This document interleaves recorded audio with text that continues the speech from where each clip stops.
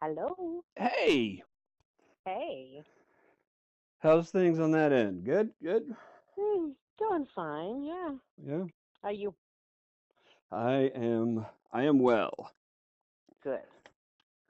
So, So, so we've been talking about all the crazy shit that men and women do and do to yeah. each other. Do wrong. Yes. Wrong. They get it all wrong. It's all wrong. And Clearly. Yeah. we're here to fix that. Absolutely. Not that anybody will listen, but we have the solution. Some people did. A couple Oh, that's people did. awesome. Yeah. Yay. Wait, Uh, but they can't sue us, right? There's none of this is legal advice. yes. We are not legal nor medical nor mental health professionals. We're barely any kind of professional. uh, we are Yeah, professional so smartasses, but not in the yeah, sense that I we don't get get paid for paid for that. that, but professional grade. There you go. Oh God, yes. Is there a level above professional for smartass? Master, I think. There you go. Yeah. Super boss. All right. So So, yeah, so we've covered everything we do wrong. Now what? yeah. So, That was the well, fun part. it was fun. It's always fun. Um, so, um, I, one of the things that was kind of brought to my attention recently was this ancient pattern or um, what's the right word? Structure or belief system around relationships that's based really, if you go back even not all that far, it's based on ownership Oh that yeah. women are property, children are Oh property, yeah. but especially Yes. women are property of the men, Yes. and and the ring is a symbol of ownership. Yes. Like a ring in a bull's nose. Yeah, yeah, Yeah. Yeah. and so Absolutely. that's um, it's not working so well in a more voluntary uh, society like we are now, where people aren't marriages are not arranged. Yeah, and I think it's like what we talked about last week, that the whole that deal of, the man provides shelter and security and the woman provides intimacy, like Hmm. that was maybe necessary for a long, long time, and it's not anymore now that women have more independence and more protection than they did then, and um, the yeah, I think things have changed enough, and women have gotten a little bit out from under that dynamic. Yeah, it's still deeply ingrained in the society that that's how things Yeah. should work. And I Oh, think, listen, I'm a romance novelist. Yes. yeah, but partially I think that's a a, a product of people not knowing if that there's a better way. Yeah. No, I absolutely agree with that, and I think to some extent we all fall into that, particularly at the age that we're looking for relationships. In our early adulthood, we have this romantic ideal, Yeah. and we think that if we have that spark and we love this person and everything, that's all it takes. All That the you need is love. compatibility, all you need is love and compatibility and a willingness to work together, and everything going forward is going to be, if not great, it's at least going to be worth it, right? Right? Sure. Yeah. And I think that, yeah, we've not been honest about the fact that that's really the most superficial level of a working relationship and a lasting relationship. And we've Oh, lied to people because I think, all right, I'm gonna go backwards like many years. I think due to our overwhelming drifting away from connection, whether you blame it on transportation or parenting or whatever, the fact that we as a society, we really don't know how to be intimate with each other. I mean, now well, people are blaming it on I cell phones, but it's been coming for a long yeah, time. that's bullshit. The cell phone blame, yes. Yes. Yeah. Yeah, and I don't want to sidetrack too much, but I've seen No, but sure. things like people say, "Oh, put your cell phones down and talk to people on the bus." And it's like nobody would People were talk. never fucking talking to people on the bus No, anyway. ever. What Like if you fantasy? did, you got side eye. People pick up and move when you do that Right. shit. Before cell phones, people brought newspapers and books to Oh my God. not talk to people on the bus. When my sister-in-law moved from Alabama to Boston, she Yeah. went to the grocery store to buy a fan, and she started talking to the person in line in front of her, and the woman literally looked at her and said, "Are you retarded?" I mean, I'm sorry to use the R word, but that's what the woman said because Oh my my. sister-in-law was chatty and friendly and talking to a stranger in line. Like, Yeah. no, it's not like we were all hunky-dory before cell phones came along. But yeah, I don't think we know how to be intimate. And so I And think and people and have been and told to settle for less. and I'm going to throw something into this discussion that I hadn't thought of until you were just talking, and that is Maslow's hierarchy of needs. We, Oh, I love Maslow. Oh. yeah, and So I don't know if you know this, my life goal since like 10th grade has been self-actualization. We talked about Maslow's hierarchy of needs, and mhm. I was like, oh, that, boom, right there, that's what I want. So as societies, we Mhm. are very new at being this high up on that pyramid. Oh, yeah, we were always just focused on the basics of food, Right, safety, shelter, not getting eaten by wild animals. Yeah. right. So we don't have experience with in a relationship and being in this next level where Yeah. the basics are handled and we can examine a Mhm. relationship from a higher position. It's all new. It's almost like a new renaissance, but like an emotional renaissance. Yeah, exactly.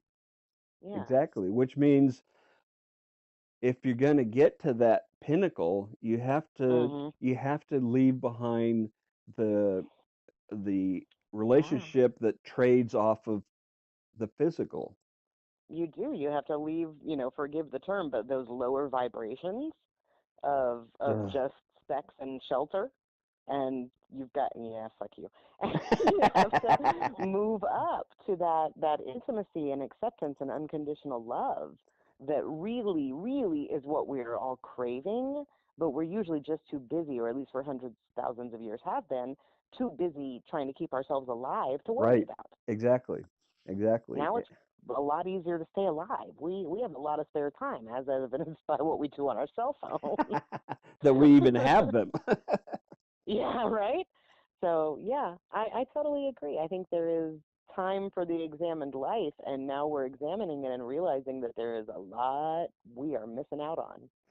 Right. So in a historically traditional male female relationship, um, you you trade off of physical things, Yeah, um, and and trade isn't a negative thing. no, It's a reciprocity. I yeah, have things that I can do and I can physically provide, hmm, and the woman has things that she can physically provide. yeah, And so as no, long as we children. children, yeah, Yeah, yeah, I, that was yeah, a key thing throughout history. absolutely. Yeah, Uh, and and now that we are experiencing a level of prosperity where we don't have to worry about those so much all the time, yeah, that's when you start to go, there's got to be something more to this. exactly. Yeah, And and I and think a lot of people are finding themselves there.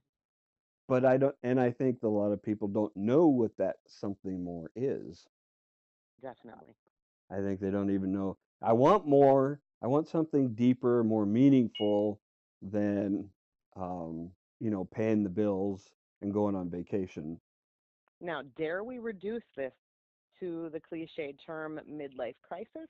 No. Or, Well, okay, it well, might. Here's my thinking I on think it could why it spur a might. midlife crisis, I, but I think that there's a difference between the shallow cliche of a midlife crisis and the true soul searching. but it just occurred to me that the reason why it might occur in midlife is because you aren't going through that early Yeah, young life struggle of survival. And right. You've probably got a stable job. Your kids are yeah, big enough that they're not up all damn night and needing yeah, everything from you. And right. yeah, And so as not just as a society, but as an individual, you are mhm, moving up that hierarchy of needs, up that pyramid, yeah. and now you're going, ugh, I want something more. And it's And it's interesting not to just me to strippers. watch. Well, but it's interesting to me to watch what people try to fill that hole with. Because we all know there's a hole, right? Like we all Right, know right. that most of us, if we're paying attention, have a deep, dark hole inside of us that is just sucking and trying to get its needs filled. And some people do try to fill it with strippers Hmm. and fast cars and trying to feel the way they did in their youth, like with that promise or whatever. Some people, I think, try to fill it with uh, antidepressants. Some people fill it, my God, with Pinterest. I mean, how many? Well, you could I have, I yeah. am Go ahead. I'm not, I hate to be critical about other people's choices of how they spend their time, but I notice a big, big trend in let's just make everything sparkly and pretty, and I'll take Mm, an hour out of my day to create this dumb-ass cricket cut birthday banner that's going to get thrown out tomorrow and it doesn't mean shit. But you know what? It took me away from the hole in my soul for an hour. yeah, yeah. So I think a lot of people try to fill it in different ways instead of acknowledging it for what it You is. mean like writing and art and Yeah. Well, and I'm not saying necessarily my kind of writing because I'm trying to make a living, but but yeah, that renaissance, that creativity. What is it? Oh my God, is it fuck, that wrote Eat Pray Love, Elizabeth Gilbert, that if you are not creating something, you are probably destroying something and it's probably yourself. well, but creation is destructive in Always. itself. How so? Well, I mean, hell, just Show making your it work. just doing when I just do a drawing, I destroy paper and pencils to make art. Oh, okay, your resources. Sure. Yeah, Yeah. yeah. Okay. I can buy well, but singing isn't. Well, unless you I mean, Well, it depends how good you are. and if you try to hit that Mariah Carey shit high and give yourself nodes. Yeah. No, but I mean but I think that the point though is that if you are not releasing that inner need, that wanting, if you're not putting it in something that means something to you, Yeah, and that's the thing, means something. right. If somebody else can look at Pinterest and that wreath of frilly raffia that they put on their door, if that means something to them, then okay, I will accept your answer. But I I don't get there through that. For me, that is wasting my time to avoid dealing with the real shit.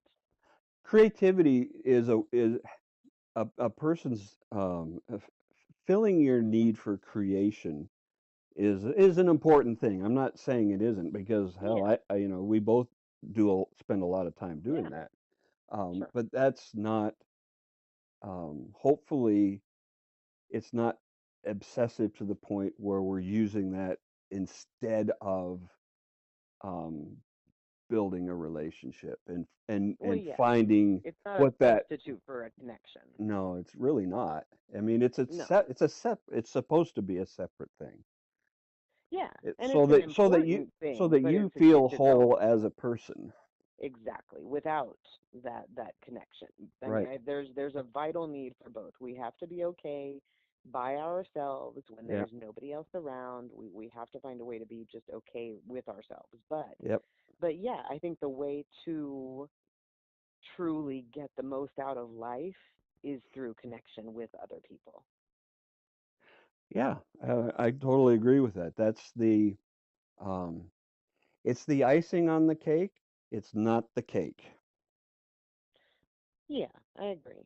I mean, it's really it's a really good thing. It's a really important thing. I don't mean to say, when I say it's the icing, I don't mean to minimize the Right. importance of it, but it's to emphasize that part that the cake is being you're whole and and being um, uh, what was the term you said? Complete in yourself. Yeah. That's your cake. Having your life by itself, standalone, being a good thing that that you don't have to drink yourself into a stupor every night. Or No matter how fun it is. right. Yeah. No, so that, Yeah. if you do drink yourself into a stupor, it's a choice. Exactly. I did that because I wanted to. That's right. Yeah, no, I agree. I mean, I think, um, I don't know if I agree with the cake and the icing because I would say that the connections you have in your life are the cake and the frosting is the maybe the romantic relationship, but Okay. because Yeah, I have to be the I'll eggs go. and the flour and the the sugar and the everything. I'm the ingredients. The cake is my connections, and the frosting is a romantic connection. Um, I'll go with that. okay, thank you. But no, I mean, I think so. And so this brings up though, like, how do we do it right? And there's a doing it right. I'm sure that applies to all of our relationships. And then there's the, well, how does that change when you add romance, when you add, Yeah, I don't even want to say sexual, I just want to go with romantic, like a sure. beyond friendship aspect Well, to it. yeah, So, so I think that's an important distinction because um, uh, uh, a romantic relationship, for a number of different very legitimate reasons, may not include sex, yeah, but it can still be very meaningful. yes. And it can be more than a friendship. Yes. Um, but I'm looking at my list because I made a list of I probably didn't think it through for long enough, but I was trying to think like what's I've only been working on this divorce thing for a couple of years. I'm sure I haven't thought it through enough. But I only have three things on my list of like what do I absolutely need Okay. from a romantic partner, Yeah. and I'm looking at the list, and two of the three I need them from friends as well. I need them from any close connection. Okay. Let's hear it. So, oh, okay, all right. Well, okay. So the first one is that they have to be willing to argue with me, and Ooh. they've got to be able to do it well. Yeah, Um, yeah, yeah. because Not fight, I don't not fight. right, not fight, not fight. I don't like fighting. There was a lot of fighting in my house, and fighting makes me like freeze up and just try to Yeah. hit into the wall. Um, but I love nothing more. Like, honest to God, my best friends and the people that I just adore so much are the ones who call me on my shit. The ones who I do something stupid and they're like, "What the fuck did you just do?" Like, I don't want people to let me get away with things. And Yeah. so I want somebody who's willing to say, "Hey, that was not okay what you just did," Yeah. but to be able to do it in a way that is respectful and compassionate and, to fight well, for lack of a better term. So I have some thoughts on that, but I want to hear the other two things to see if the my thoughts have a are common across your other things. Okay. Okay. So my second one was, um, and I don't know how particular this is to me, but this for me is a big deal for the intimacy, true intimacy, is that we need to be able to communicate not only our needs to each other, but like the dark, scary shadow things that we don't really want other people to know about us. Mm-hmm. Those are the things that I want to be able to share with that person. And Mm-hmm. it is very, very important to me, no flinching. you know, Yeah. like I can't have, God bless my ex-husband, Oh, but there was times where'd I'm when having a hard time hearing you at this. oh shit, it that There, that's it, better. oh shit, okay, I was trying to fuck with you. Anyway, so my ex-husband is a wonderful guy, but there would be times when I would, like, I have a really biting sense of humor, and I'm kind of uh, you know, uh, bitchy and morose. And so I would sometimes No. say something, I would say something that's really like it's not appropriate for public, but that's why I was saying it's my husband. And the look of horror on his face was just like, oh, I guess that wasn't a good thing I just said. And I would instantly feel shame. Oh, Whereas, yeah, yeah. I say it to you or I say it to my best friend, and you sick motherfuckers, y'all laugh and then say something worse back. Right? So, like, that's what I need is I need that person who's just like, oh my God, not only do I understand what you're telling me, listen to what I had in my head. So, like, that's what I need is somebody who Right? takes my shadows and then just like, not scared. And then, Mm-hmm. but the third one is, and I phrased it this way on purpose, sexual compatibility. And whether Mm-hmm. that means lots Mm-hmm. of sex or no sex or Mm-hmm. sex with other people in an open relationship, whatever, I don't care, just compatible. Yes. And that's the only one that doesn't apply to my friendships as well. And I'm not sure what Well, else I actually, need. in a way it does, because with friends, you both agree that it's not sexual. Well, that's true. So Yeah. And it's even still there, there. like, I have to have some degree. I don't know that I could be friends with somebody who thinks that you should never talk about sex outside of the bedroom with only your significant other. Like that Right? even would be a Well, exactly. morality incompatibility. Right. But, no physical sex, and Yeah, that's and yeah. that's and that's an And that's a agreed up. boundary of your relationship. Yeah. Right, yeah.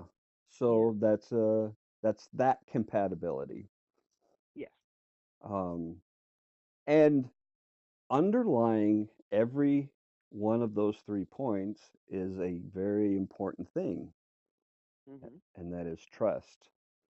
Yes. You and and you have to trust that they're going to keep the boundaries. Mhm. You have to trust that you can say your crazy shit and Mhm. it'll be, accepted. Yeah.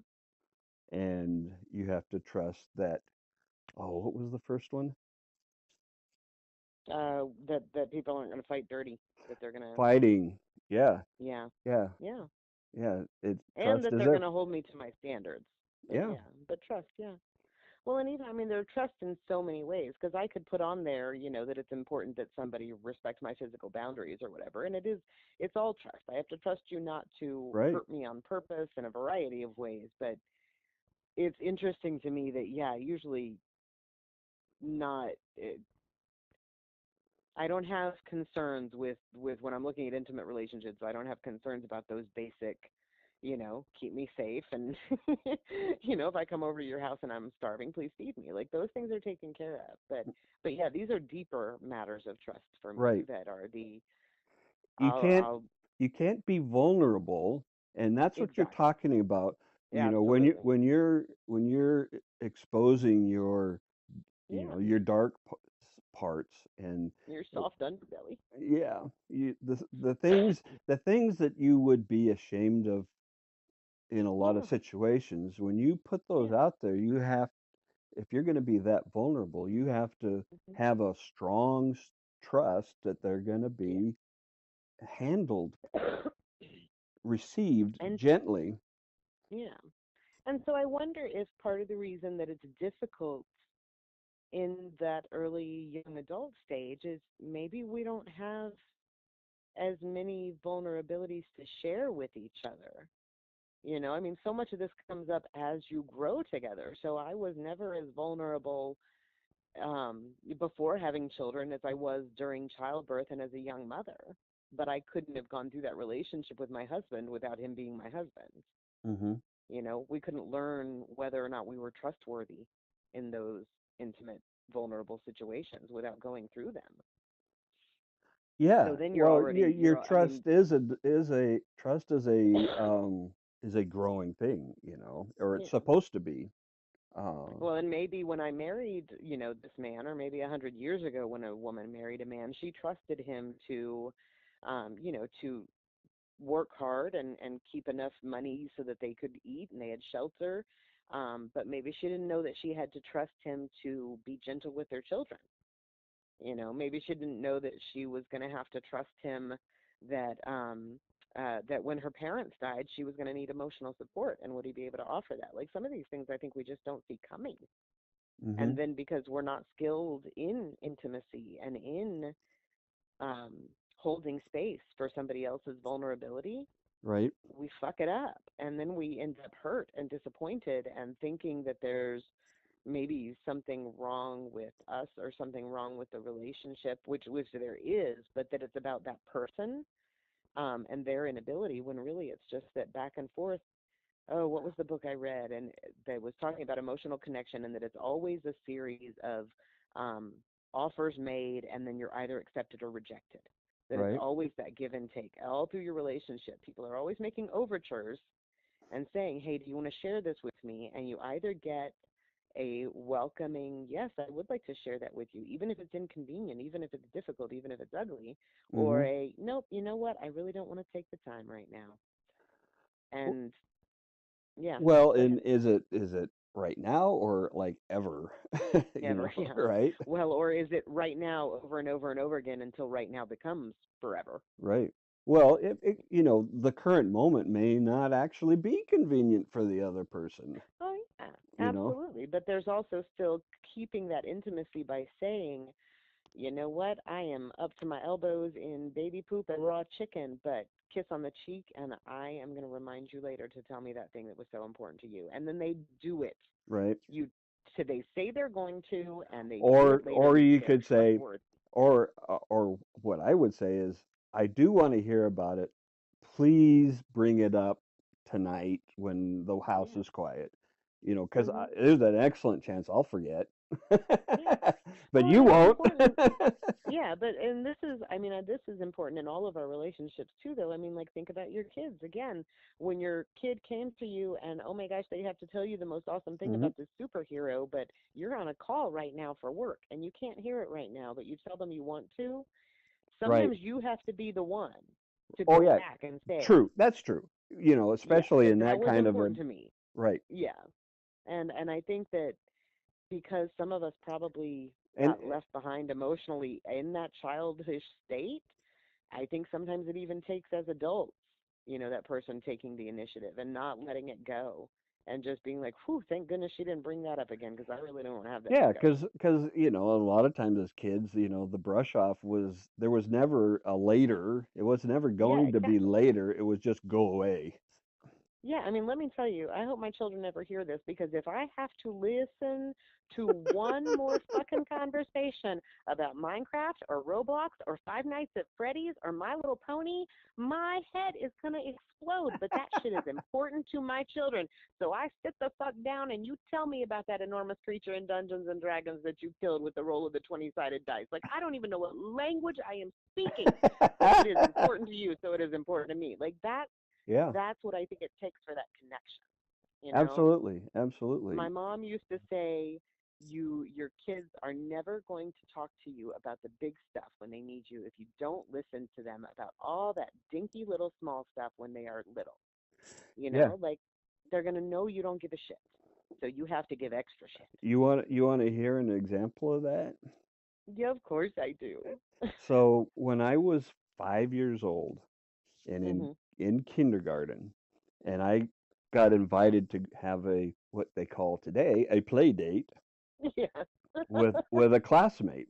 He invited me over Uh-huh. to play with his toys after school, Yeah. and I walked by myself because that's what you Yeah. did in those days. Right? Miles both ways uphill. It really wasn't all that far for a grown up. No, I know. No, I Um, know. But for a 5-year-old around the block is crazy, right? yeah, it was Yeah. a block up and a block through this down this dirt road through the woods, Mhm. and on the way back from Billy's house, this German Shepherd kind of jumped me and Yeah. scared the living shit out of me. And I actually had a Mhm. very severe dog phobia for like 10 years afterwards. Yeah. And I was really shaken up. And I got home and mom asked, so how was it? And I said, fine. I never told her. Oh. And at 5, Yeah, like already at 5, you knew she didn't give a shit. yeah. It wouldn't have done it. It Oh. wouldn't have been, there was no point. you wouldn't have gotten the response you wanted, that you Yeah. needed. You wouldn't have Yeah. gotten compassion and, oh, baby, are you okay? That worries me. I don't want Yeah. anything to happen to you. You Yeah. wouldn't have gotten that. No. Yeah, no. Mm-mm. So it That's doesn't take a fantastic. doesn't take a long time to learn that shit as a kid. No, and kids are smart. Kids are way smarter than people give them credit for. But Hmm. but it's that little thing. It's the difference between I've known men and women who were unhappy in their marriages, and sometimes it's just the difference between when your spouse comes in the room and says hi to you, the difference between not looking at them and just saying hey, and turning around and smiling into their eyes, and still even just saying hey, but Yeah. that look of I am glad to see you, I'm glad you're in my life, I'm glad you're here, I'm glad I get to look at your face. Oh yeah. You Just know, even those little things. some people greet their spouse. They haven't seen them all day, and the first thing they do when they meet them is give them grief about something. Yes. So why do they want to come home to that? Yeah. And I've been that spouse. I have been that spouse who is, he um early new mother. My husband was working, he was a producer at a top 5 talk radio show in Okay, Dallas, and cool. high pressure job. He worked from 4 a.m. until usually about 3 p.m. at the station, and then he would come home and do editing work until about 9 o'clock, and then he would go to bed. And there were days when I needed a break from that baby, and man, he would say, "I'm going to be home early. I'm going to be home at 1 o'clock," and then at 3:30 he'd walk in the door, and I smell like puke, and and I have had a crying baby on me all day, By the and way, yeah, that's still your, predominant for. my odor. You can smell it across the country. But so like there are times when I think it's legitimate, but yeah, I think there are also times when we don't make the effort to put that shit aside Hmm. and just be happy you're here. Yeah. That, what? I'm going to light into you in about 5 minutes, but kiss, hug, here, kiss your baby, but at the same time, like again, it's been such a challenge for me, like we were talking about earlier, just naming my feelings. Like there are times when I have to not, for my own mental health, I have to not put that aside. I have to say, no, you know what? I'm mad and I'm pissed off for a good reason, and I Sure. need to be mad right now. Hmm. So, but yes, for And somebody who if you just could comes home and actually is always nagging, then say that yeah, before, yeah, that would go a long ways for sure, as a man receiving. If you said, "Look, I'm really upset and I need to vent for a little bit," so just yeah, sit there and yeah. take it for 5 minutes or so, and I'd be, okay, And you know what? So this is funny. This is rather than just going blah. yeah, walking in the door and being like, "What the hell?" And out of nowhere, here she comes at you. Um, okay, two things. The first, a funny one. The funny one is that my husband always knew there was trouble when he came home and the house was clean because Oh, you were an because angry cleaner. yes, exactly. And it was so funny when I started to make the transition to like finding the joy in having a clean house, and I started to do it for myself. He would walk in the door and he would just stop and look like a deer in headlights, like, oh, what did I do? And I literally would have to look at him and be like, no, no, it's fine. I'm smiling. It's okay. Um, but Oh, no, that's so hilarious. yes, oh my God, it was so freaky. He was so trained to not. But no, so this is the thing I did wrong for so long in my marriage, and really in all my relationships, but particularly in my marriage, was when my husband and we moved in together before we were married, because that was just something I always wanted to do. I was like, I don't know if I'm going to kill you over how you load the dishwasher, so let's try this um, before it's legal. And so we lived together, but when we moved in together, I told him, like, anytime we have an argument or something and I'm angry, just leave me alone for an hour. And he would be like, why? Why would I leave you alone for an hour? Like, let's talk about this. Let's fix it. Like, it's okay to be angry. It's okay if we yell at each other. We just need to fix the thing. And I'm like, no. If you leave me alone for an hour, I will work it through in my head. I will talk myself out of being angry with you. Everything will be fine, and you don't have to do shit. And my husband, because like you said, men are literal creatures, he was like, Oh, cool. right. Right? Because it sounds like it saves me a Let shit me ton of work. let Awesome. Look yeah. how great my wife is. I have to do nothing. Okay, Yes. I I can have to do do that nothing except not talk to you for an hour. when Okay. you're upset. When you're pissed off and unpleasant to be around anyway. Yeah, okay.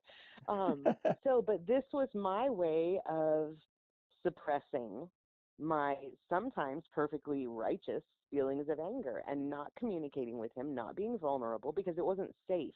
Yeah, I didn't feel safe to be vulnerable and be angry. I was not allowed to be angry growing up. So right. it was just like, listen, if you will just let me persist in my pattern, then everything will work out great for you. And he didn't have the emotional intelligence to recognize what I was doing and to say, hold up, wait, no, like I'm okay with you being angry at me. He was much happier to not have me angry at him. And Yes, that's why there's yes. one of the things on It's my list is it's a a willingness to argue with me. and one of the things that men are kind of hardwired for is to keep women calm at all costs. Please don't. What can I do to make you? And how much of that do you think is because just the basic discomfort with feelings? And how much of it is, do you think, because the media, and by media I mean film and television and everything, Hmm. not the news media, but because media has created this, picture of women as, oh no, you get her pissed and, your shit's going to be on the lawn and she's going to slash your tires and set your clothes on fire. And, women are crazy when they're angry. Sometimes they are. Well, sure, sometimes men are crazy when they're Oh angry. yeah, yeah, yeah, yeah. So, but that's so why? Well, but again, I guess the flip side of that is women are also socialized to keep men calm. So, yeah, okay. Yeah, yeah. In a It different way. but it makes men, a lot of men are very uncomfortable, and I mean just uncomfortable with when Hmm. women get emotional, and Yeah. they want to fix that. This is a really hard thing to say, but so I have my husband who we're not fully divorced, but we've been separated and living separately for almost a year now. And my mother died recently, and I was thinking, would I be better off if I were still married? If he were still my person, the one that was going to be there at the end of the day? And I realized, no, I don't think I would have any more emotional support being married Yeah. than I have now. Even though, I mean, he still was there to help take care of the kids and, like, was totally a sweetheart. But he also never asked me once in the course of the thing how I was feeling. So, like, I just don't think we are compatible Emotionally? in our emotional needs. But yeah, I think that that's absolutely true. I think that men are not comfortable with women's feelings. And the best relationship I have ever had, bar none, was one where I got super angry at the man and I figured that was it. I had yelled at him. We were Yeah. done. Yeah. And he came back later and he was like, yeah, so where are you going? What, why? You yelled. Okay. And I was like, well, how is that okay? And he was just like, I'm not scared of you, mad. And Yeah. that was revolutionary to me, Yeah. that somebody could be absolutely not at all bothered by the fact that I was pissed off at them. That he was just like, yes, and he was sorry, and he, owned what had gone wrong and everything. But even with all of that, like, he was not upset that I had been upset at him. He, even though he knew what he had done and that it was personally aimed at him and righteously so, he did not take it personally at like as an attack. Yeah. You know, it was just a different thing. He was like, yes, you are allowed to be angry. That's fine. I've had several women um who have said variations of you know the phrase like you know I don't think you can handle you know, Mhm.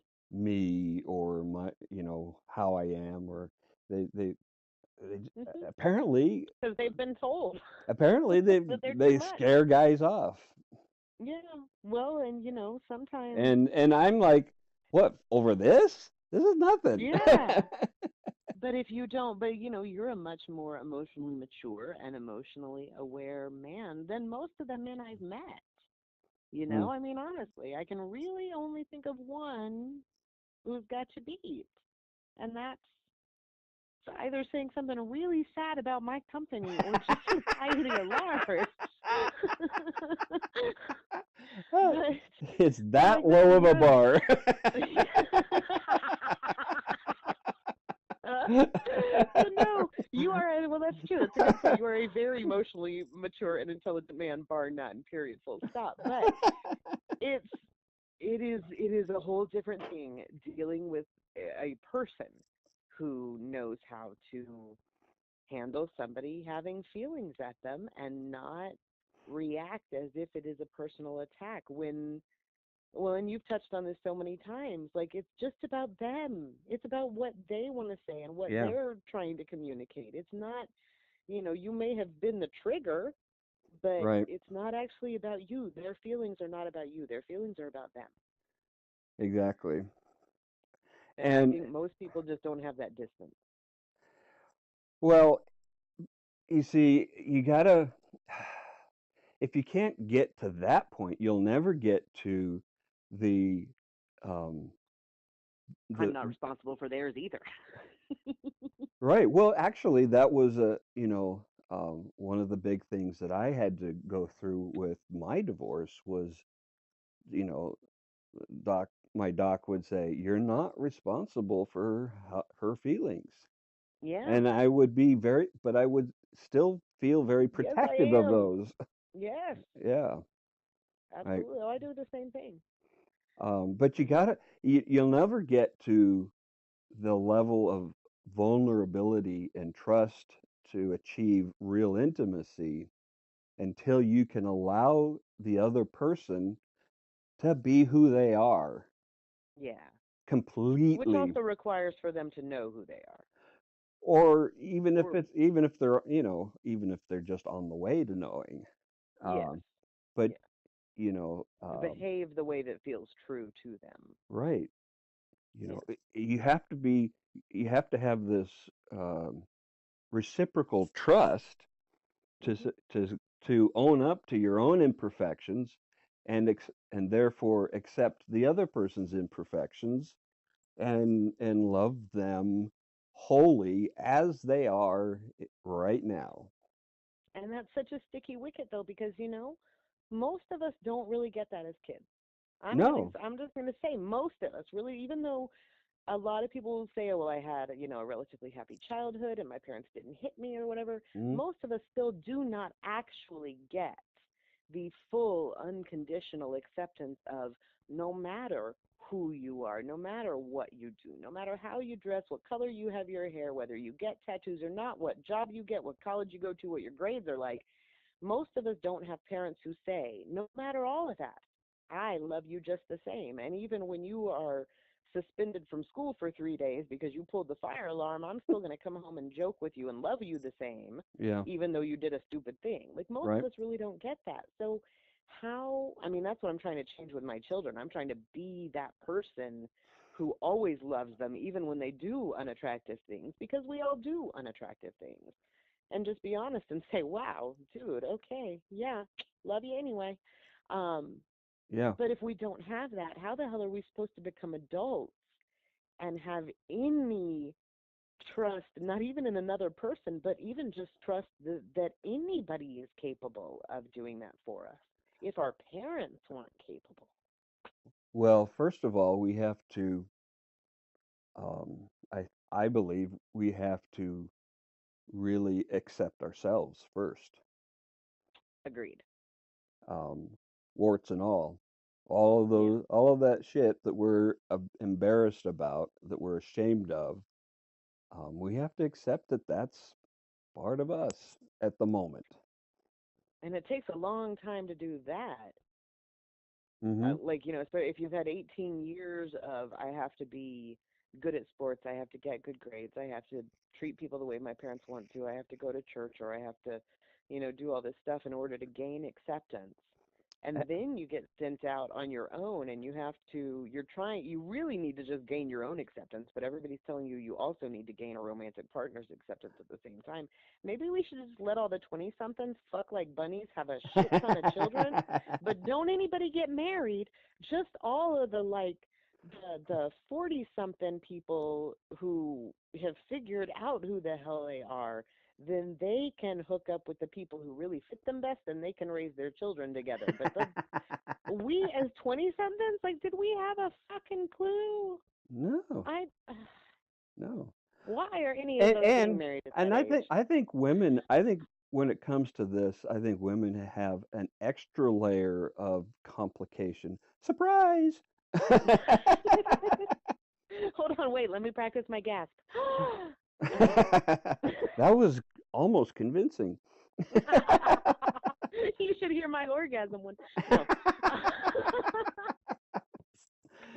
And that is We're gonna get letters. Yeah, from go ahead. what I have gathered in my years of, and seriously, research and study and Yeah. learning about women, is that there's this voice in their heads that tells them what an ideal woman would do, Yeah. or That's say, that's or look, or act, yeah. or all of that. There's Yeah. this notion of the ideal woman, and this voice is telling you all the ways you're not doing that. Yeah, absolutely. Well, that's our life growing up. And it's not even, it's weird because it happens to men and women. It absolutely does. You guys get the same, here's what a real man does crap. But Yeah, but mm, it's more principle based, I think. yeah, You I would know, it's agree like, with that. I don't know why for women it digs in so deep. I don't know if it's because we get it from all the men, like even fathers and brothers and stuff. I don't know if some of it comes from our mothers, if a lot of it is because, God damn it, I just wanted to read an article in YM magazine, but now I have to have 5 articles about, how I could clear up my complexion and make my cheekbones look higher and, how I should flirt in order to get his attention. Like, I right. don't know And why it is so hard for women, but I totally agree that I heard I didn't even, one go ahead. author say that women have a much uh, not much what's the right word? Not nearly as strong of a sense of identity of Yeah. themselves compared to men. That's what it is. I think that is why it digs in hard with women because we are encouraged to build our identity around men. Yeah, We are encouraged to absolutely. think of what kind of man do you want and how can you attract him, not where men are told, here is how to attract that woman you want and how to be the man. Well, I don't know. It's the same fucking thing. But yeah, for women, But it's just, you it guys are for expected to men it's like, pull them to you. be strong, work hard, do, Yeah. it's And for not women, it's be it's pretty, be not where, blonde, be skinny, yeah. be smart, but not too smart. Be Yeah, it's not for men. Men aren't like, you got to wear Hugo Boss or forget it. yeah, We're not, hey, you want to look sharp? Here's these options. yeah. Wear a suit, or if you're, it's not. It's much more about, at a conceptual level and not so much Oh, concrete level I thought things. you were going to say confidence, and I think that's the key, actually. Well, Men confidence are is, encouraged to be confident. Women are encouraged to look yes, confident, but act not really act be confident. confident. Yeah, we're encouraged to actually want to wrap ourselves around you guys and ask you to hold us up. Hmm. You are encouraged to be strong enough to be wrapped around. Yeah. And I think that's the key is we are not encouraged to have confidence. Confidence is something we come into as women on our own when we've been through enough shit Well, that that's our only choice. but here's the difference between esteem and confidence. Uh-huh. Esteem is something you can just have. Confidence has to be earned. Okay. And And Yes, I mean so, you can hold yourself in high esteem for right, absolutely no good reason. and a lot of people do. Yes. They're completely off base. Yeah. But so I have a sister who, growing up, was just this very naturally gifted artist. Paint Mhm. anything, just incredible stuff. Like she could mix her own colors exactly because she could just see in her mind Yeah. what was needed, what components would Wow. go into a color, right? Like Ugh. that kind of shit. It's like Yeah, I perfect. don't get that shit, but it's so fucking impressive. It's like perfect pitch, but for color. Yeah, yeah, yeah, Uh, totally. Okay. and she got married to a guy for to whom art has zero meaning and zero Value. value. Oh.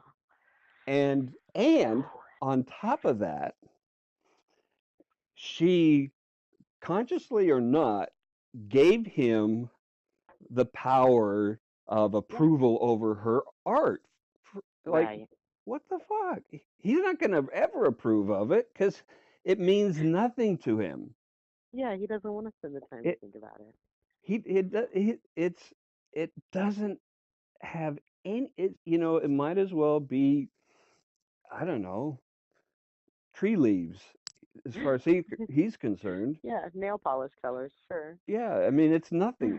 It's nothing to him, and so she has, pretty much She just let abandoned it that. go. She just let it go You want to because, hear? and I said, why did, well, take that back. Mhm. I told her one time, and she said, no, I can't do that. Like he's You want to hear supposed to something have that. funny? What? Right. Yeah, like she had to give it up in order to, that was the price she paid. Um, so I have always loved poetry. I have a minor. No, I was one class shy of a minor in creative writing, in particularly poetry. Hmm. It's always something I've adored, and it's really something I have in the last couple of years. Once I got on Twitter, oh my God, the micro poetry format, I just adore it. So, but my husband, so here's the thing. I used to do, like when I was in college, because that's what you did when you were in college in the 90s and you were a nerdy chick, is I went to poetry slams. And and I would read my poetry, and I got hit on by a lot of lesbians. But Shut up. All right, let me try the gas voice. but anyway, so I went to a slam one time, and I told him, I was like, I'm going to be there, you could come, you could see me read, and he was just like, nah, I'm kind of tired. Yeah. And it was, yeah, but I was willing to accept that, and I did. Man, I put poetry aside. I didn't write another poem Oh, really? once he and I, well, I mean, not after that day, but like from the time that he and I moved in together and got serious and everything. I didn't write poetry again until 2 years ago when I got on Twitter. And I was Mm. like, shit, people still do poetry? Fuck me, I'm in. It didn't just go away. I don't have to be 22 or Irish. Awesome. I think I still have my angst in the cedar chest. I can dig that shit out. I actually dug up a few of my old poems from college, and it was like, my God, why did I stop? Yeah. But yeah, it was one of those things. It was like I couldn't, it did no good to share it with him. It was not going to increase our intimacy. He had no respect or regard for my skill, for my talent in that area. And it Yeah. is, I do look back with regret that I ever allowed, that I ever chose anybody and allowed him, to spend my life with somebody who was able to just disregard something that was so important to me. That was a poor choice on my part. Well, and primarily I would say because you were not strongly differentiated enough to keep doing it when he didn't Yeah. appreciate it. No, because my job was to mold myself into whatever would get me his love, because his love provided the security and safety that was not ideal, but I didn't know that at the time because it was so much better than what I had. And I didn't, yeah, I certainly didn't have enough of a sense of self to believe that I would be able to stand on my own without any man, Hmm. you know, sort of telling me who I was supposed to be. And so let's, you know, it's easy to look at, hell, why did I do that, and have regrets about who we chose Right? in our lives. But here's the thing: we chose the best we could for Yeah. who we were at the time. Yeah, and I don't say I chose poorly. I mean, that was a poor choice, but he was not a poor choice. He's a good man, and Yeah. he was kind and took good care of us to the best of his ability. And so I don't necessarily regret him, but yeah, it is. We did. I did make the best choice I could at the time, but it would have been a better choice to choose nobody, to choose me. But you couldn't have. And this is one of the things that I have learned to um, repeat to myself, and that is, if I could have done better at the time, I would have. Yeah, yeah, I Honestly, don't know. It's true. I mean, I was doing the best I could, but yeah. I guess it's just a matter of knowing that if I had had a different foundation, Oh, well, I yeah, that changes everything. everything. There's a choice I wish I had been strong enough to make, and I wasn't, and that's true. And I Hmm. I just I did the best I could, but yeah, I mean, I wish that I had been able to do better Right, by myself. right. You know, But this is um, fucking real life. our parents can't give us things that they don't have. No, and God bless my mother, my dad. I think my father could have done better. I think that there were enough people telling him, "Hey, therapy's out there." But, at the same time, nobody ever made it painful for him not to do that. Hmm. And my mother still would say, even after we were grown and even after I came to her, like, why the hell? Why did you stay with him? Where she was like, yeah, I did the best I could. I Hmm. made the choices I thought were right at the time. And I was just really damn impressed that she was able to say that she Yeah, was able to stand up at 50 and be like, yep, sorry kiddo, did the best I could, really did. yeah, And not crumble under the weight of it, which is ironically what I think my father would do. yeah, yeah. I've often wondered, if my parents and some of my siblings, you know, could they even face the reality of Yeah, themselves? Um, I know a lot of people who can't. I know a lot of people who flat out say I don't want to go to therapy because of what I think I would learn and how difficult it would be, which I well, don't get. it But is like hard. we said before, It it is is, yeah, fucking hard, painful. but it's There are definitely times I don't want to go. oh, I know, absolutely.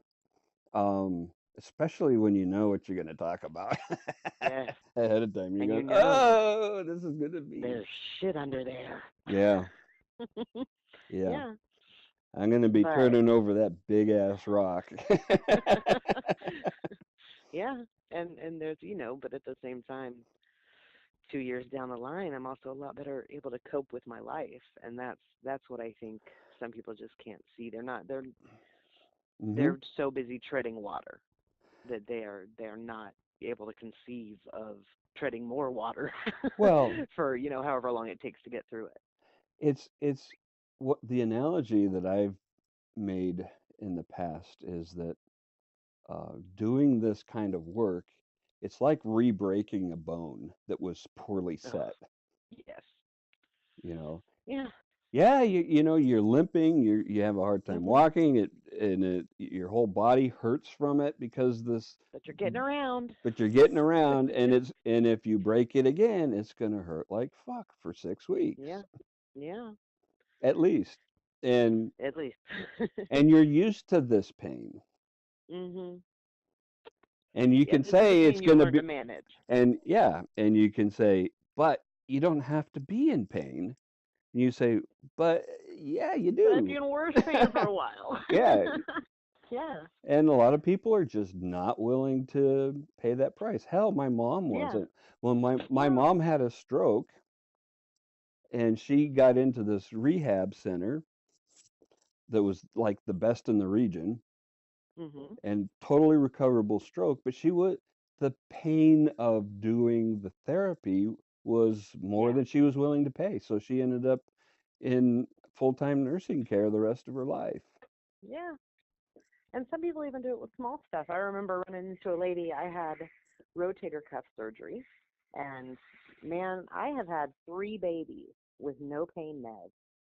I am a pretty tough cookie. Like physical Mhm. pain doesn't really scare me, Mhm. but the physical therapy after that um rotator cuff surgery, I cried.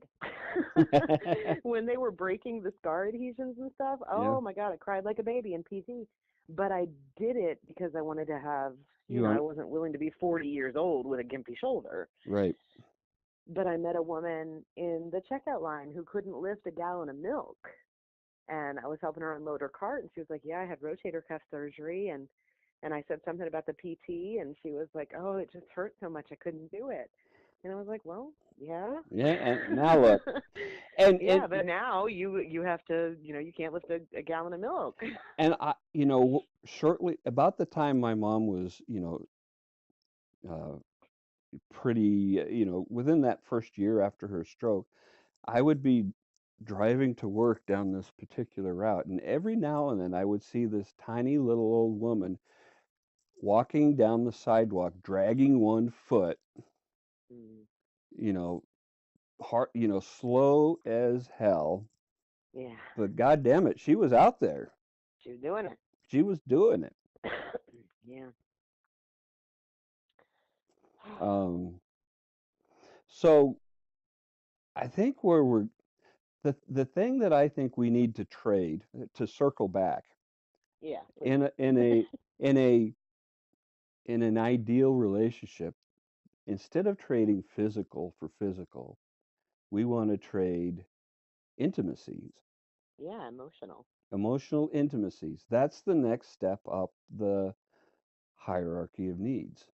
Yeah. We need to leave behind the commerce of the physical so that we can have this self actualization.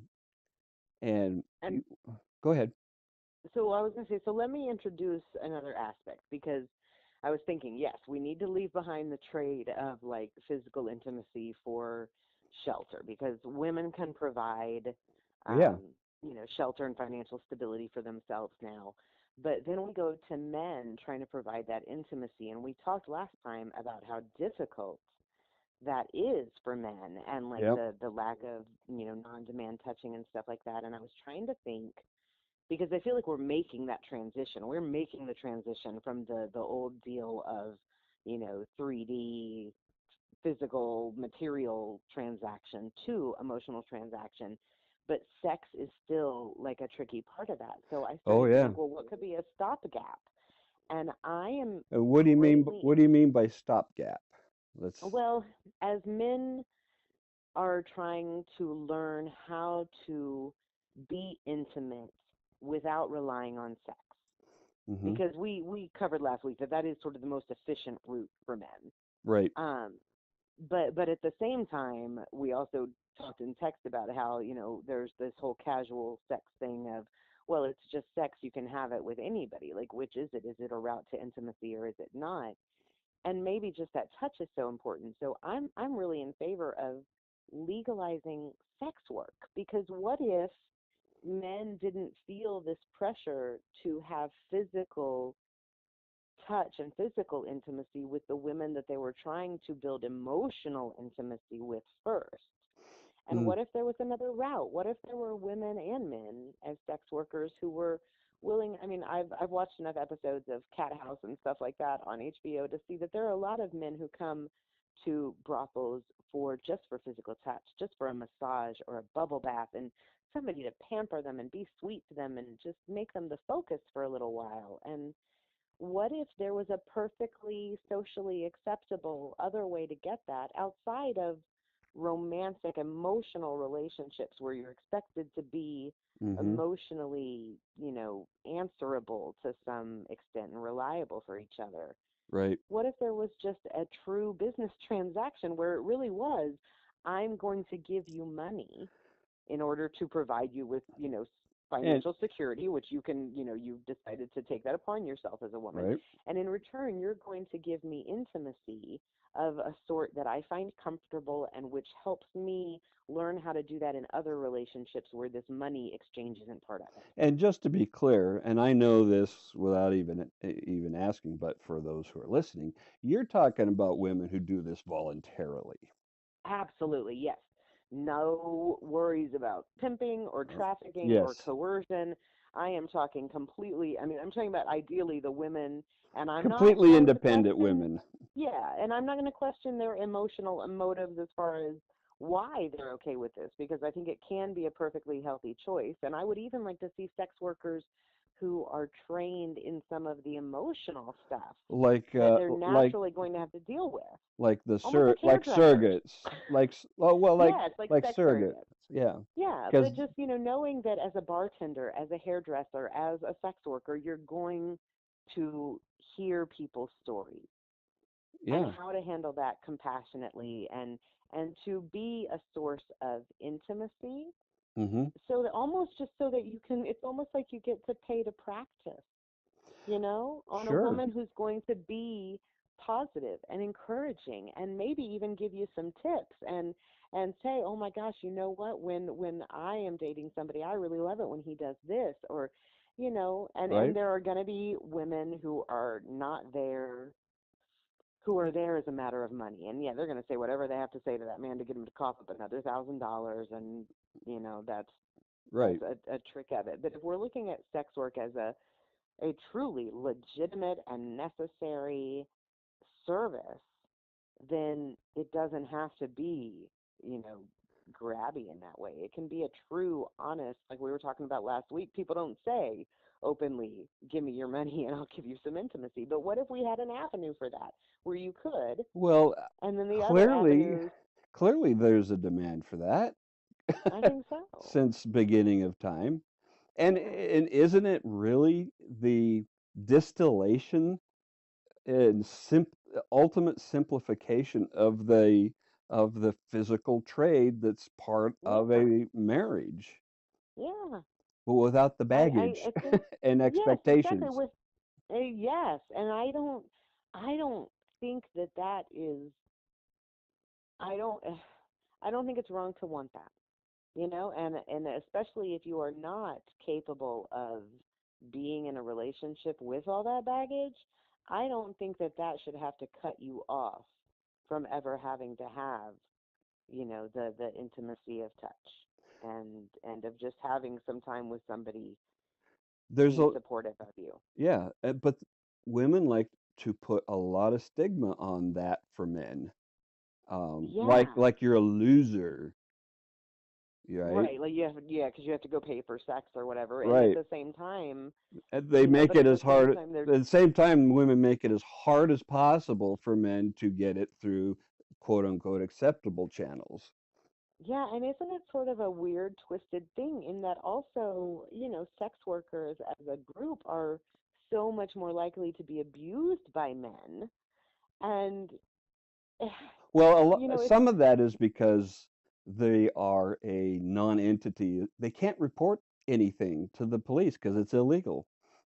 sure, yes, and particularly if we're talking about a situation in which there is coercion or where the women have no rights, No, but but I mean, even, even the independent women, if some guy comes in and steals from them, holds a gun at their head, takes all their money, or beats them up, who are they going to go to? yeah, no, I get that. I guess what I'm thinking is, and but now I have to think of actual scientific proof to back it up, and I would have to go and look and see. Well, in the Netherlands, are women who are sex workers more likely or less likely to be abused than the population of women at large? Yeah, that's a It good could be that question. I'm wrong. It could be that sex workers are actually so well protected that the greater population of women is at greater risk than they are. I could be wrong on that, but It's a um interesting question. Yeah, so I would agree if we had willing, I mean ideally like I said, like that woman who flies to, the brothel in Nevada because it's legal and she wants to do that work. Like yes, the women who that is Hmm. the way they want to spend their time and earn their money. Um for them to provide that service to men. And oh, but where I was going was there's a lot of stigma for sex workers as well. Oh yeah, So it is absolutely. like we have to get rid of some of that Puritan bullshit that just says sex is bad and base and naughty and nasty anyway. Like I think we still have enough of that hanging around with certain segments of society that I think, just want to shame the body.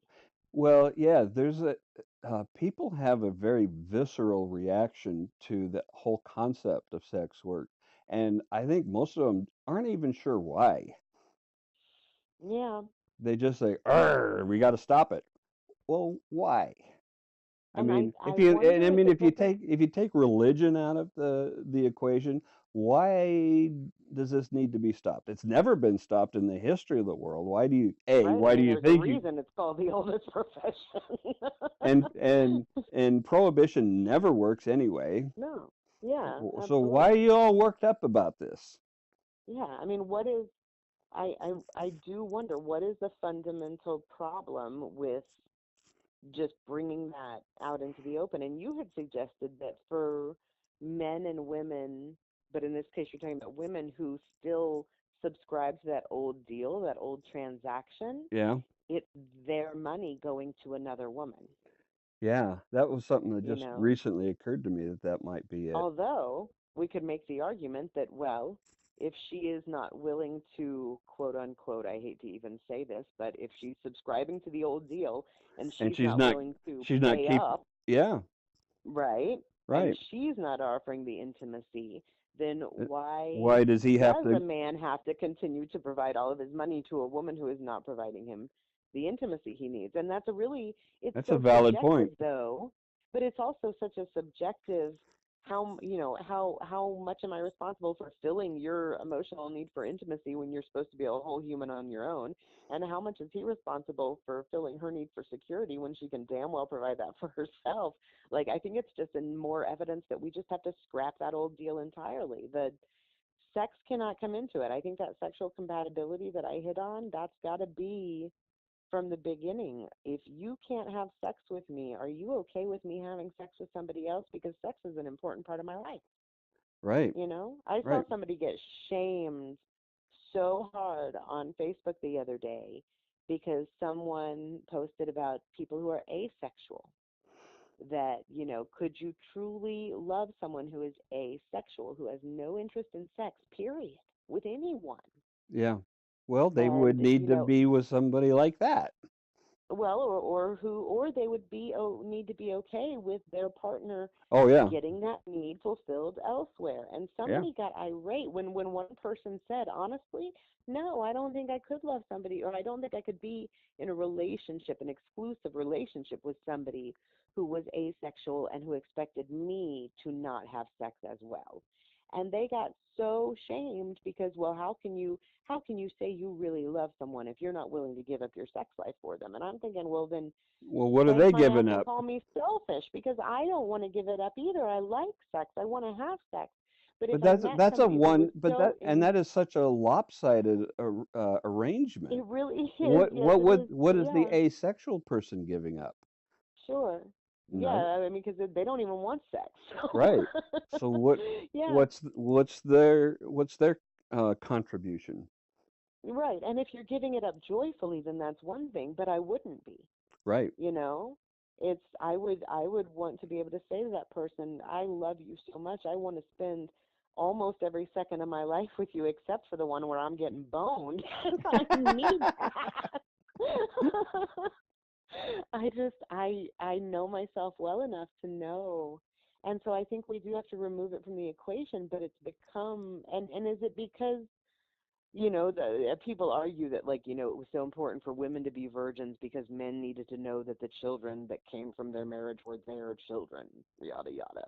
We Like, should be kind of past that. I feel like we should. Like, what is the big deal? Why,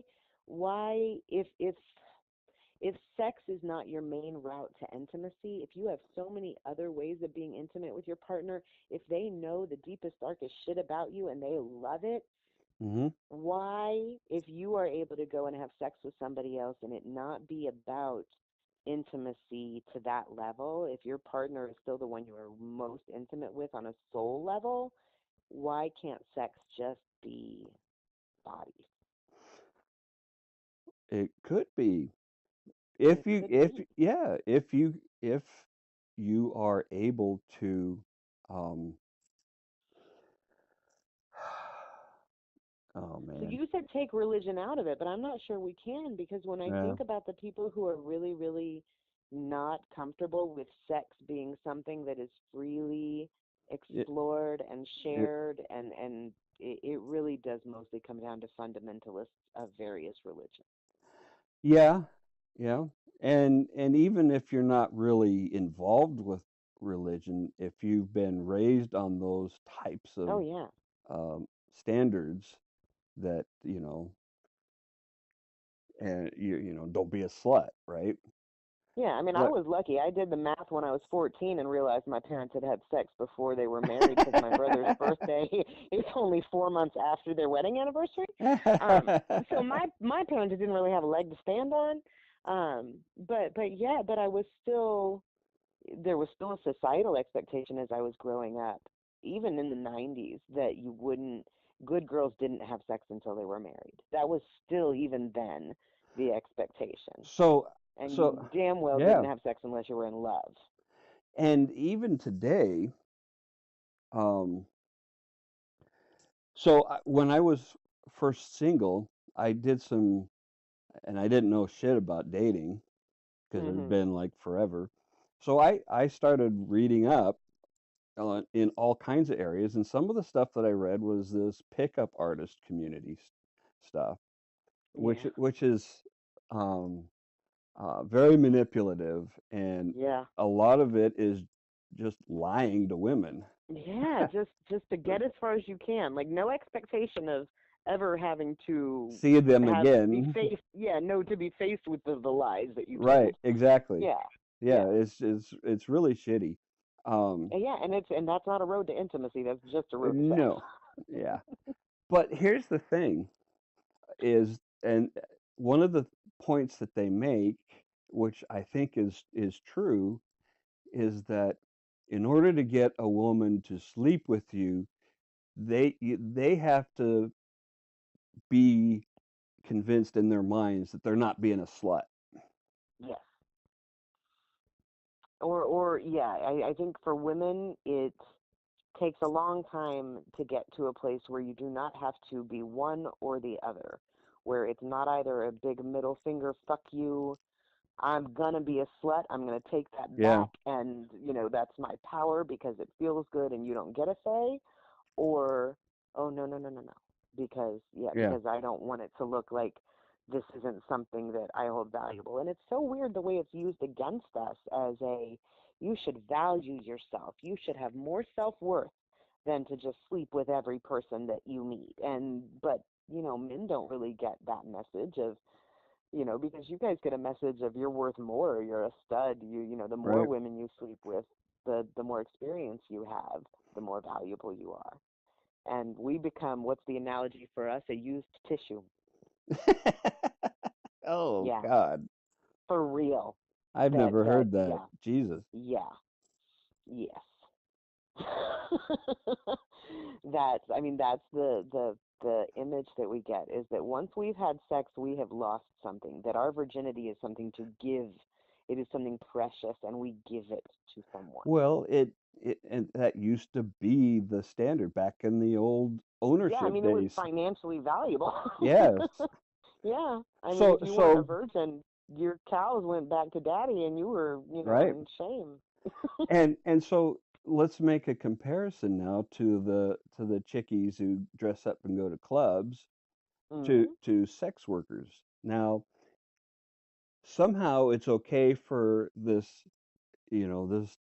20 something single girl to go to a club and let men buy her drinks all night and then go home and sleep with the guy.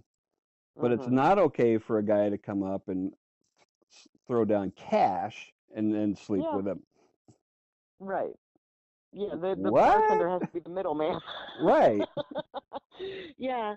Well, and I, it's such a again such a tricky thing. I fully am like, yeah, go out to the club, work your shit. If you're going to have sex with somebody, then you get to have sex with somebody, whoever you want, man or woman. I mean, whoever Right. agrees. But male or female, like that's okay if that's your objective. Right. But it's funny how I don't even know if I can go as far as saying that that is okay with people that women go out and do that. I think that's okay with a segment of the population, but once we get to a certain age, they're just as much slept as the sex workers are. You Hmm. know that's Oh the yeah, the the cougars and judgment all. that's given. Yeah. That there's not, but I think part of the resistance to sex work is just that maybe it's people just don't like that it's being put out there so blatantly. You know, maybe it's kind of a, well, if they can pay to get it from her, then what's the point of me? Yeah. Because if we've been This is. told that all we're really worth is sex, Hmm. then yeah, I mean, I guess in that sense, then the prostitute becomes competition. The term I coined years ago was the pussy cartel. You ain't wrong, my friend. I mean, That the there's that yeah, the prostitute is devaluing the worth. right, the commodity of Yeah, sex. yeah, Yeah, yeah. and honestly, the only difference in my mind between a married couple and a man and a woman engaging in paid sex is that it's a very overt transaction. Yeah. A Well, marriage, and I a mean, how a many? marriage in the old physical trade world, it's still the same transaction. It's just What's gonna? dressed up in religion and romance. Yeah. And how And many times have we heard marriage is just legalized prostitution? is I haven't heard that hardly at all, but it's Really? Oh, okay. That's my other almost minor of women's studies maybe showing through. But that ah. was, I mean, that was a But feminist I agree cry with for that. years But I agree of with that. marriage. Yeah, marriage was legalized prostitution, legalized slavery. That back to that ownership thing of women were men's property. I mean, literally, if a man beat his wife and she ran away to her family to take care of her and he went after her, they had no recourse but to hand her over to him. Like the Right. rule of thumb, you know where that Oh, came from, oh right? yeah. Yeah, Yeah, absolutely. it's it. So yeah, I mean, I guess in a way, there was a sense of insecurity for women who perhaps found themselves in a situation of maybe they felt like their security was tenuous if their husbands were getting sex from someone else, Mhm. you know? And maybe part of that reason, guy, I have a beef with the Victorians that is long and deep, but I think they And screwed a you lot of shit up because Victorian women were not supposed to enjoy sex. It was right. lay back and think of England, do your duty. And they were There was such fucking no hypocrites too. right, and they and how many fucking brothels were in London? But that was, I think that was also a little bit of it. Is like right up until God, I mean, like the 1960s, women were not encouraged to enjoy sex with their Well, husbands. I mean, and or at all. But really, and sex workers. If a sex worker is the only place you can go to get a woman who has sex that you enjoy, that isn't just missionary position and lay back and think of England, why wouldn't a man pay for that for a woman who enjoys his body? and as young men, we were told that at least used to be told that you know a girl would only have sex with a boy if she was coerced or tricked into it. Yeah, that you had to And you convince her. you had to convince her, and if you did have sex with a girl, it was your fault, not Right? hers. Oh no. Well, but at the same time, no, that's not the message we got, because our fault, our message was, well, then obviously you invited it, you didn't say no, and not even in a case of rape, but just having sex, like, Right, obviously you wanted it, and that makes you dirty, because right, good girls don't want sex, right. because fucking Victoria. That's Like I Victoria's really, Secret. The that women she was like a, it. yes, right, that underneath that black bombazine, she was wearing some nasty little garter belts and shit. No, I mean, like, I am very unhappy with the turn that we took, really. But seriously, a lot of it was the Victorians, and I mean, even looking back at, okay, so I'm not going to get onto the circumcision debate, but just to look at Harvey Kellogg and him, there's a quote that has been forever burned in my brain, about that young boys should be discouraged from masturbating, that Yeah, a good tight circumcision has a salutary effect upon the mind, of that down there hurts, don't touch that. Like, we really screwed human sexuality up for a little while there with this attitude that it was bad for you, that masturbation was damaging and caused disease, and that healthy sexuality was to be squashed. And I think in part, like, we're coming back from that in waves, but I still see that lingering in that sort of fundamental religious, just visceral, like you said, rejection of healthy, joyful sexuality. right. I think Yeah, there's a certain segment of the population that would rather men and women be having boring, unintimate missionary sex than wild, crazy, oh my God, I can't believe we just did that. That was so crazy, intimate hmm sex that comes with trying new crazy things, and admitting those dark desires to each other and being vulnerable in that way. I think there are a lot of people that do not want there to be sex as joy. a route to intimacy and joy. Yeah, Yeah, yeah, period, joy, yeah. period. But Hey, guess what? what? We've been going like almost an hour and a half. Jesus fucking Christ, we Uh, talk too goddamn much. yeah, it just keeps They're going and getting going. longer. I know. The first one was half an hour, and then there was an hour. Now this is an hour and a half. Really, Yeah. we're gonna have to do something about ourselves. Okay. Okay, enough for Okay. Well, today. I guess so. We haven't fixed it yet, but better luck next time. Alrighty. Talk to you later. Bye. Bye.